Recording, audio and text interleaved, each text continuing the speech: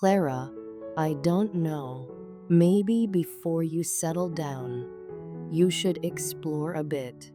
I'm not talking about love or deep connections, just something physical. A fling.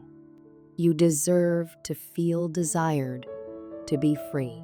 That's what my sister said, and it stuck in my head like a song I can't stop humming. Her voice echoes in my mind, especially in those quiet moments before sleep when doubts and guilt creep in. I've spent my entire life following a straight path: college, career, marriage. Every step meticulously planned, every decision made with precision.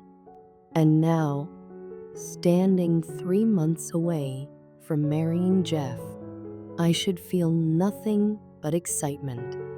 I should be floating on the cloud of bridal bliss. Instead, I feel suffocated. Jeff is wonderful. He's kind, patient, and steady. But as the days leading up to the wedding fly by, I find myself questioning everything. Not him, not us, just me. Have I really lived? Have I really felt what it's like to take risks, to throw caution to the wind? The thought consumes me. I told myself it was just wedding jitters, a natural fear of the unknown. But deep down, I know it's more. When I met Evan, it was purely by chance. A spilled coffee, an apology, and suddenly we were talking. He had this energy about him, carefree, unburdened. He made me laugh, really laugh, in a way I hadn't in years. It was intoxicating. It started small, innocent texts, little jokes. But somewhere along the way, the line blurred. And now I'm here, caught between two worlds. The safe, beautiful life I've built with Jeff, and the reckless, exhilarating freedom I've tasted with Evan. The guilt is unbearable. Every time Jeff smiles at me, his eyes filled with love, I feel like the worst person alive. But even as I try to tell myself to stop, to walk away from Evan, I feel that same pull, and I can't ignore it. Jeff, 3 months to go. The wedding is right around the corner, and honestly, I can hardly believe it. I find myself saying that out loud more often these days, almost like I'm trying to convince myself it's real. Clara and I have been together for years, and this engagement has been a whirlwind. Picking the venue, finalizing the guest list, deciding on the tiniest details like table linens. It's been stressful, sure, but it's also been a journey we've tackled together. At least, it used to feel that way. Lately, Clara's been distant. It's hard to put into words, but it's there. She's quieter, distracted. She used to light up talking about the wedding, but now her enthusiasm feels forced. I've been brushing it off as stress, but there's a nagging feeling I can't shake. The first real red flag came last week. We were reviewing the seating chart, and she just zoned out. When I asked if she was okay, she snapped back, like she didn't even realize I was talking. I let it go, but it stayed with me. Then it happened. I was on my way to meet an old friend at a motel bar, a little dive spot we used to hit back in the day. As I pulled into the lot, I saw her, Clara. At first, I thought I was imagining things. Why would she be here? And then I saw him, a younger guy, leaning close to her. The way they looked at each other made my stomach turn. I watched, frozen, as he placed a hand on her waist, his thumb grazing her side like it was second nature. Then they kissed. I stood there, unable to process what I was seeing. My fiancée, the woman I've built my life around, was here with him. I pulled out my phone and took a few pictures, my hands trembling as I tried to steady the lens. It felt wrong, invasive even, but I needed proof. Proof that this wasn't some stress-induced hallucination. They laughed as they walked to his car, oblivious to me standing in the shadows. When they drove off, I stayed there for a long time, staring at the empty parking spot. How did we get here? Clara, I never meant for it to go this far. When I met Evan, I was craving something I couldn't even name. It wasn't love. I loved Jeff. It wasn't about wanting a different life. I just needed something to remind me who I am outside of this carefully constructed identity of fiancée, future wife, and rule follower. Evan didn't ask for much. He didn't expect anything beyond the moment. With him, I didn't have to plan or perform. I could just be. The guilt is relentless. Every time I come home to Jeff, it's like a weight presses down on my chest. He looks at me with so much trust, so much love, and it kills me. But I can't seem to let Evan go. Every time I tell myself it's over, I find myself reaching out to him again. It's like an addiction, equal parts thrilling and destructive. I never wanted to hurt Jeff. I never wanted this to be my story. But now, standing on the edge of my wedding day, am drowning in a sea of choices I can't undo. Jeff, the pictures are still on my phone. I've looked at them more times than I care to admit, each glance reopening the wound. Part of me wants to confront her, to lay it all out on the table and demand answers.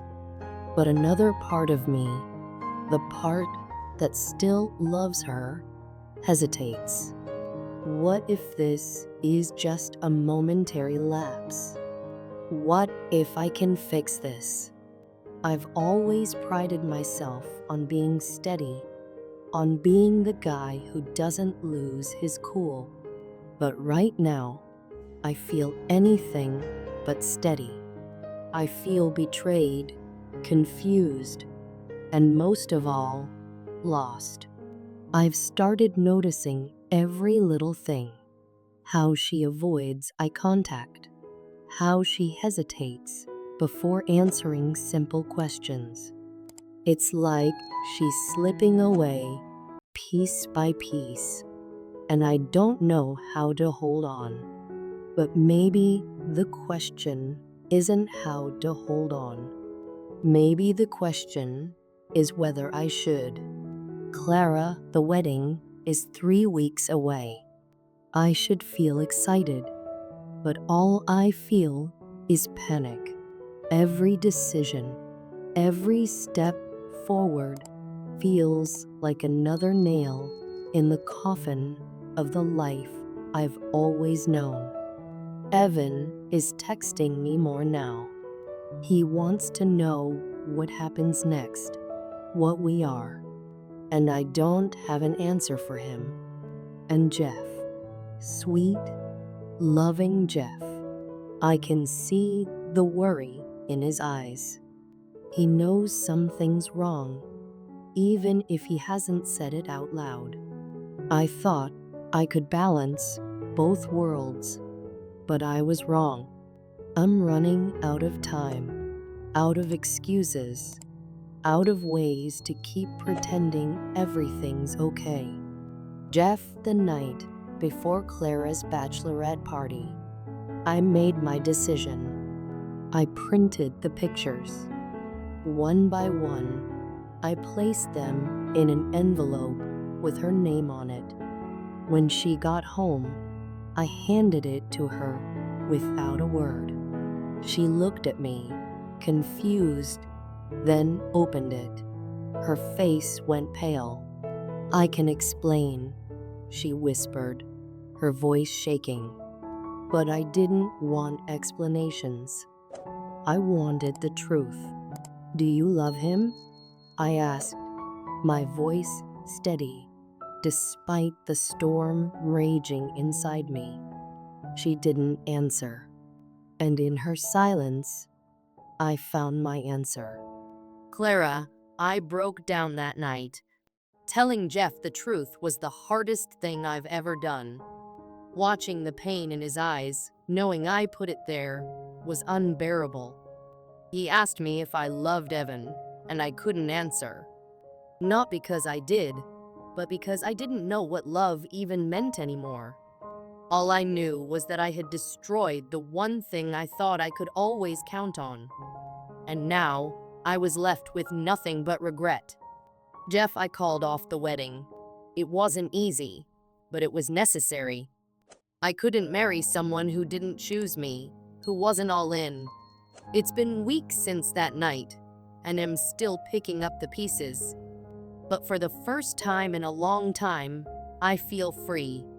I don't know what comes next, but I know one thing. I deserve someone who chooses me without hesitation. And someday, I'll find her." Jeff that evening was etched into my memory as if it happened just yesterday. I couldn't keep it inside any longer. The weight of suspicion, the gut-wrenching images, and the unanswered questions clawed at my sanity. When Clara walked through the door, my heart was pounding, my palms sweaty. I asked, "Where were you today?" She hesitated, just for a moment. But that moment was all I needed.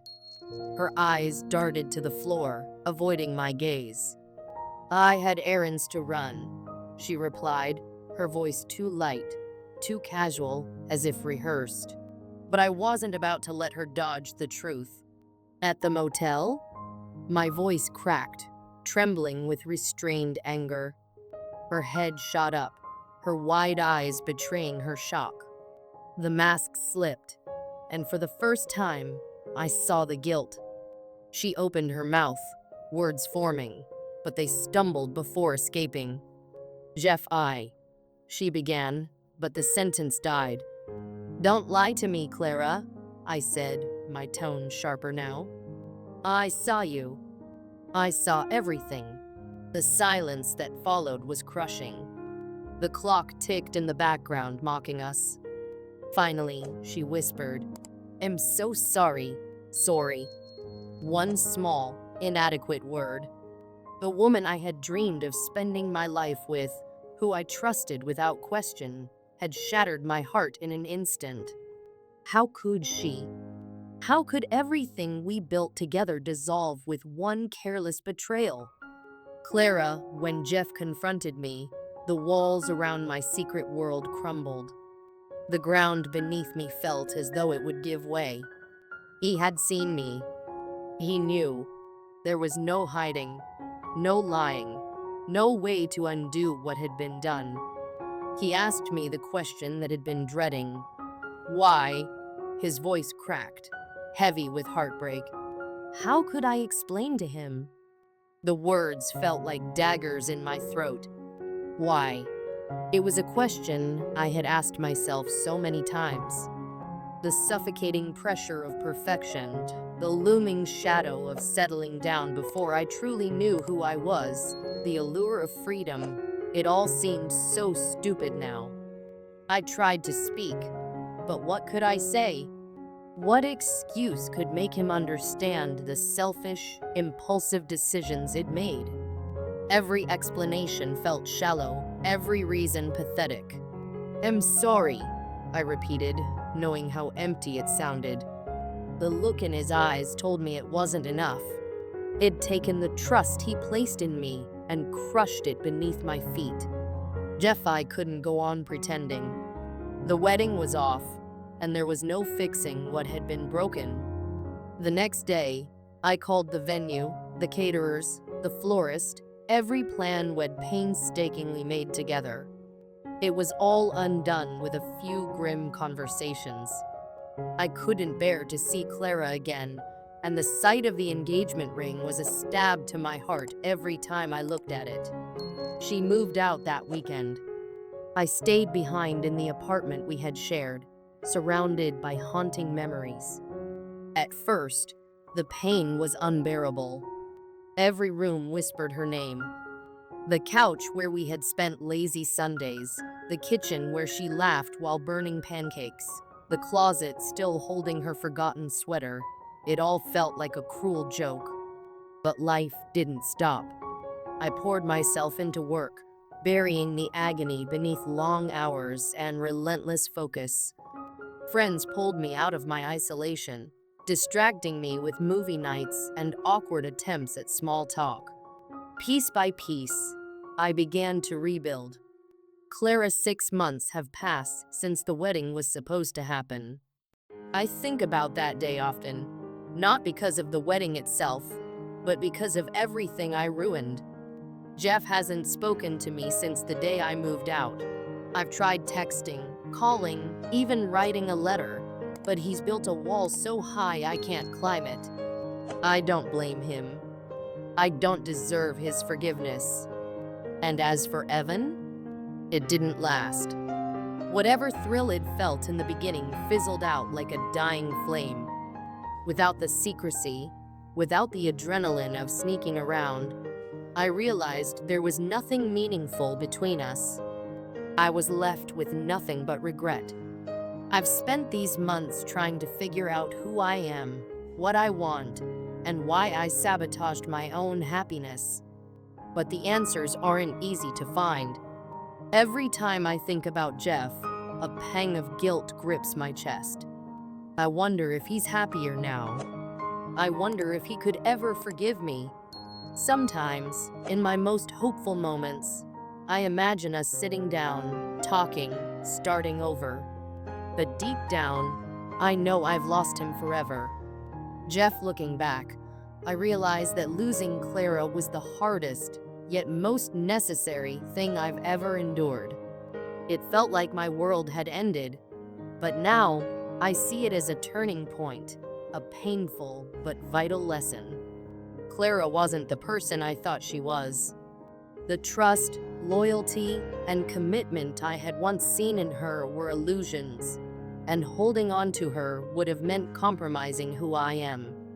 It took time, but I've started dating again. Slowly, tentatively, I've opened myself up to the possibility of love.